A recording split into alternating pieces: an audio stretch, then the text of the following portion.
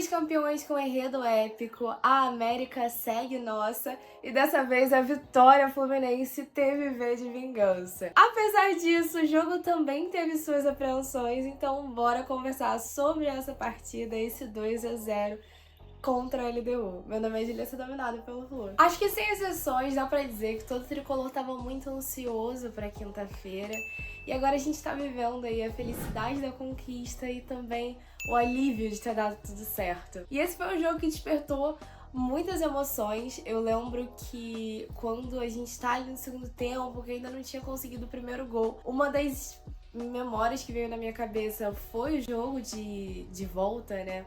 No Beira-Rio contra o Internacional no ano passado. Eu falei assim, cara, se naquele jogo a gente conseguiu virar no final, ainda é possível, assim. Foi o que eu usei pra acreditar, porque aquela quantidade de cera tava dando... E o gol não sai, o gol não sai, o gol não sai. Aquilo tava realmente de tirar o ar, principalmente, né? Acho que essa sensação era ainda maior no primeiro tempo. Mas bora falar um pouco sobre o enredo todo. Antes disso, só não esquece de deixar o seu like e fortalecer aqui no canal. O Diniz começou com um time basicamente titular, né? Ele entra ali com Fábio, Samuel Xavier, Thiago Santos, Felipe Melo, Diogo Barbosa, André Martinelli, Ganso, John Arias, Keno e Cano. E assim, pra minha surpresa, com o Samuel Xavier, porque eu confesso que eu tinha muito receio. A gente sabe que, de qualidade, o Samuel Xavier tem muito mais qualidade que o Guga, mas eu tinha receio dele estar sem ritmo, né? Pô, primeiro jogo você já colocar ele numa final, será que ele vai aguentar o tranco? E dá pra dizer que o Samuel Xavier aguentou o tranco não apenas muito bem, como foi quem deu a assistência para o primeiro gol do Fluminense, que empatou, né, o placar agregado. E o Diogo Barbosa, né, eu fiquei sabendo quando eu entro na arquibancada, porque eu não tinha conseguido sinal de internet para poder baixar a escalação. Levei um susto na hora, porque imaginei, então parece que aquela informação de que o Marcelo ainda era dúvida na terça-feira se teria condições de jogar ou não, tava treinando na parte, Marcelo não vai ter condições de jogo.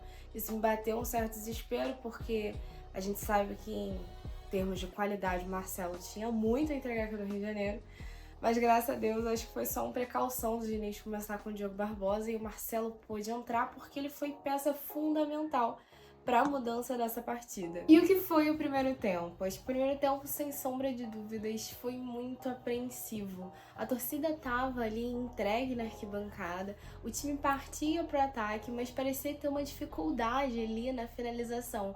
Acho que até uma cena emblemática é uma finalização do Keno, né, que ela bate no John Arias, o John Arias estava impedido, e se o John Arias não estivesse ali, seria gol. E aí dá aquela imagem assim um pouco... trapalhões, assim, mas a sensação que dava era que as oportunidades que a gente conseguia ali não eram oportunidades tão claras e tão simples, eram bolas mais difíceis e ao mesmo tempo parecia que não ia entrar. E a LDU teve poucas oportunidades de contra-ataque, mas eu lembro que quando ela chegava perto do gol do Fábio, eu me assustava, eu assim, gente, não era pra isso estar acontecendo, isso não pode acontecer. O Fluminense tem que ter o domínio total aqui, não tem condições, eles não podem correr e dar esse pique. Então tava aquela coisa assim um pouco angustiante e eu vou pro intervalo com aquela sensação de que tá estranho. Eu comecei a realmente, assim, deixar de ficar apenas nervosa e ficar com medo, porque tava um clima estranho, tava estranho o Fluminense, que é o Fluminense, mas faltava alguma coisa, realmente faltava alguma coisa, além do gol, faltava alguma coisa que não tava permitindo o gol chegar. Mas graças a Deus veio o segundo tempo. No retorno do intervalo, o Diniz tira o Felipe Melo para a entrada de John Kennedy e, obviamente, né, a esperança de uma mudança nesse jogo fica muito maior, porque o John Kennedy, ele é aquele cara que movimenta mais a partida, que faz um salseiro, que tem coragem para finalizar, mas ao mesmo tempo o jogo não muda, né, com a mesma magnitude que normalmente muda quando o John Kennedy entra. John Kennedy tem até ali uma oportunidade mais clara, ajuda ali também nas construções, mas ainda faltava algo. E aí, o Diniz tem muita coragem a hora que ele resolve mexer no time e coloca 3 caras que têm uma qualidade inquestionável, mas que eu duvido que qualquer técnico faria essa mudança nesse jogo, colocando 3 veteranos em campo, 2 deles, inclusive, que chegaram agora no time, mas que foram fundamentais para essa mudança: Marcelo, Renato Augusto e Douglas Costa. Quando o Marcelo pisa em campo, o primeiro toque dele na bola, assim, é nítido que a gente tinha um outro jogo. Marcelo é acima da média, isso assim, ninguém tem dúvidas. E um dos primeiros lances dele dentro de campo já envolve o Douglas Costa e termina com o Renato Augusto tentando finalizar, respondendo, né, a gente que foi a escolha mais acertada que o Diniz poderia fazer. Realmente o jogo pedia, mas ficava ali meio assustador, né? A saída do Martinelli, você fica com só um volante que tá ajudando na zaga também. E o Thiago Santos também, que tava, assim, mais sozinho, né? Era o único homem de fato referência como zagueiro. Tava mandando bem demais, bem demais, bem demais. E a gente passa ali a ter mais controle da bola, mais domínio dentro do ataque, mais construções e, assim, sem chance pra LDU. Eu lembro até das poucas tentativas de contra-ataque que eles tiveram no segundo tempo, uma vai até em cima do Marcelo, e nessa hora acho que toda a torcida dá aquela tipo, putz, em cima do Marcelo. E assim, sem chance, Marcelo com domínio total da bola. Até que o gol vem, uma assistência do Samuel Xavier para o João Arias. E assim, alívio total. Nessa hora eu chorei, eu acho que foi a sensação de todo mundo de que aquele jogo poderia mudar e que mudaria ainda sem precisar ir para pênalti. Daqui minutos depois desse gol, o John Kennedy é expulso. Quando o John Kennedy é expulso, geral na arquibancada vira e fica perguntando o que aconteceu, porque ninguém conseguiu ver o que de fato aconteceu no lance. E aí dá uma angústia absurda, porque parecia só mais um absurdo de arbitragem tentando atrapalhar a partida. Eu só consegui ver esse lance no dia seguinte. Não fiquei com raiva do John Kennedy, não acho que tenha sido proposital. Me lembrou, assim, o mesmo lance do Marcelo, no jogador da Argentina Júnior, porque o John Kennedy tá vindo correndo, ele tá tentando ali continuar a jogada e o cara vem, cai ali, enfim, encontrão. Claro, no replay dá aquela sensação de que ele poderia ter tirado o pé, mas eu sempre tento imaginar esse lance na velocidade normal. E acho que na velocidade normal ele não tinha muito o que fazer. Talvez o que pega mal ali é que ele pisa no cara e tenta continuar a jogada. E aí isso realmente fica um pouco estranho. Mas não fiquei com raiva assim do John Kennedy. Ok, ele precisa ter mais cabeça, concordo. Mas não achei esse lance extremamente absurdo. Não vi maldade, não vi a intenção nem de machucar. Acho que se ele tivesse tido um tiro, ele realmente teria parado, porque, enfim, não vi a intenção, não fiquei revoltada com o John Kennedy, mas nessa hora bateu aquela sensação: ah, não é possível. Porque a gente até aguenta ali até o final do jogo sem o John Kennedy, e eu imaginava que isso era possível, mas o meu receio é porque até então a gente tinha feito 1-0, ou seja, ia ter prorrogação. Você conseguir terminar aquele jogo sem John Kennedy e mais a prorrogação inteira, aquilo não parecia muito possível. Mas, caramba, esse time consegue. O Diniz até troca, né, o Samuel Xavier e coloca o Guga. Quando o Guga entra, o Guga já entra também pro ataque, assim, absurdo. Um dos primeiros lances do Guga, o Guga vem parar pertíssimo do gol e tentando jogada mesmo para finalização. E o Renato Augusto consegue, enfim, ali uma penalidade incrível que salva a partida sem mais fortes emoções. E nessa hora ali de se organizar pra bater o pênalti, quem tava com a bola na mão era o Marcelo. Na hora eu achei estranho, o Marcelo vai bater o pênalti. Tipo, ele não é o batedor, tá? Ele é craque, tá? Ele entrou e mudou o jogo. Mas caraca, é ele que vai bater o pênalti? E aí eu achei fantástico, porque no dia seguinte eu também vi a entrevista do Marcelo na zona mista e ele explica o que ele tava fazendo ali, né? Porque a bola vai pro Arias. Ele fala que ele pegou a bola e ele falou assim: vou pra lá porque o cara vai pensar, o Marcelo vai bater. E aí o goleiro vai, fala. E ele fica lá só escutando. Quando o goleiro sai, em que realmente vai vir a batida, o que ele faz? Ele entrega a bola pro Arias e o Arias vai sem pressão alguma do time adversário. Sem pressão alguma. Enfim, o Arias dá aquela corridinha, para. Eu vi uma menina filmando, isso me deixou um pouco... Ai, gente, não se filma um pênalti desse, sabe? Pode final. Sabe quando a gente filma um pênalti? É quando o time já tá ganhando de 3-0, igual aconteceu contra o Volta Redonda. Agora eu não lembro se era o 6º gol, se era o 7º gol. Esse tipo, a gente filma. Os outros, não, me dá mais um decisivo desse. Mas graças a Deus, essa filmagem não zicou. João Arias bateu brilhantemente. E assim... Vitória Fluminense. Não teve mais o que se fazer, não teve mais jogo pro outro lado. Muito orgulho desse time que mesmo com 1 a menos continuou atacando e continuou partindo pra cima e a gente não sentiu falta, não parecia que o Fluminense tava com 1 a menos porque era muita entrega dentro de campo. A gente viu um time de guerreiros, a gente viu raça. Acho que pode dizer que a gente...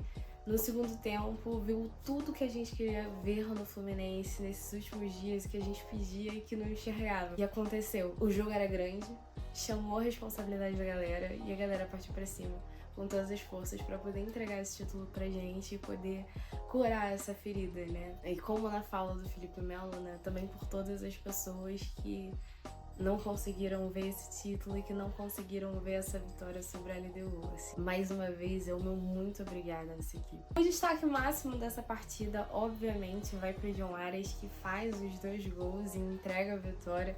Inclusive, tava vendo, né? Ele já é o jogador que, historicamente, fez gol em todas as competições que disputou pelo Fluminense. E o John Arias é incrível e que bom que ele teve esse momento, porque eu acho que é o jogador que mais merecia esse momento, de fato. O John Arias, ele é um cara que eu sou muito suspeita pra falar, confesso, mas pra mim ele é um jogador que em nenhum momento eu vejo falta de entrega, em nenhum momento eu vejo falta de garra. Assim, o time pode estar que for, ele pode não estar nos seus melhores momentos, mas você nunca vê o John Arias sem se entregar 100% dentro de campo.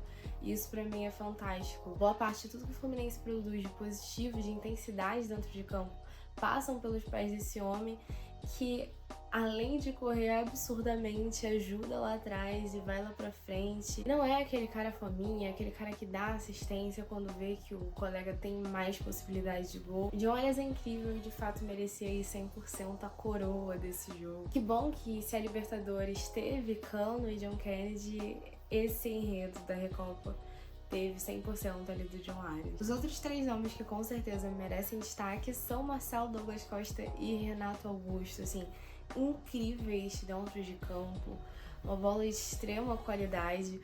O Renato Augusto, então, naquele lance em que ele sai driblando Deus e o mundo, assim, fantástico. Mais uma vez, eu acho que fica aquela sensação de caraca, cara, esse cara tem que fazer um gol, cara, esse cara tem que fazer um gol, porque realmente ele... Olha, os 3 foram fundamentais e como é bom ter banco nesse time, como é bom ter um banco qualificado como a gente tem.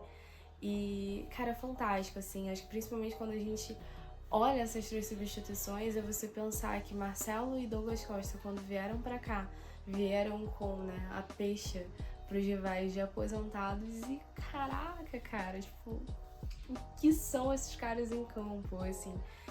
incríveis e foram peças fundamentais para a conquista desse título.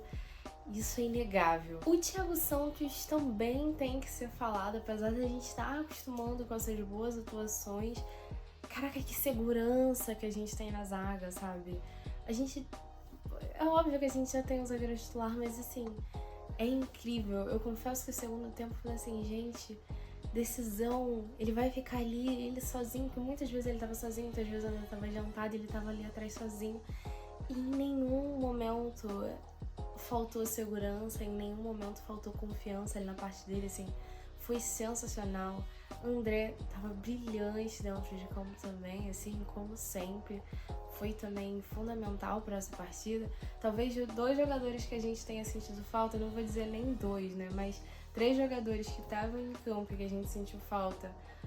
Um deles foi o Ganso, né? O Ganso precisa mostrar mais, acho que ele tá ali correndo um sério risco de virar banco pro Renato Augusto, e não que seja um problema ter Ganso no banco, o Renato Augusto como titular e Ganso entrando no segundo tempo, não acho isso o menor problema, mas assim, né, a gente esperava mais do Ganso e, enfim, não foi o que ele entregou nesse jogo. E o Keno também, o Keno que é aquele cara que corre, que dribla, faltou isso e a gente sentiu falta disso. Talvez poderia ter mudado, né, a realidade do jogo ainda no primeiro tempo. E o Keno estava um pouco apagado nessa partida. E o Cano nem preciso falar, né? Poucas oportunidades no pé dele. Ele tentou finalizar, mas assim, nada também muito claro. Mas ficou um pouco apagado, a gente sentiu falta, porque quando a gente pensa em gol do Fluminense, sem sombra de dúvidas, o Cano passa pela nossa cabeça. E dessa vez, enfim, nenhuma bola que foi ao gol passou pelo pé dele, né? Pra ficar aí o comentário, porque a conquista, sem sombra de dúvidas, foi coletiva. Mas quando a gente fala individualmente dos jogadores, seria até injusto a gente, tipo, só elogiar. E também não falar que tiveram alguns problemas, até porque a gente vai observando os jogadores ao longo da temporada, então a gente precisa falar quando foi bom, quando foi ruim. Isso não é uma crítica, isso não é uma reclamação, isso não é esse cara tem que sair de campo, não.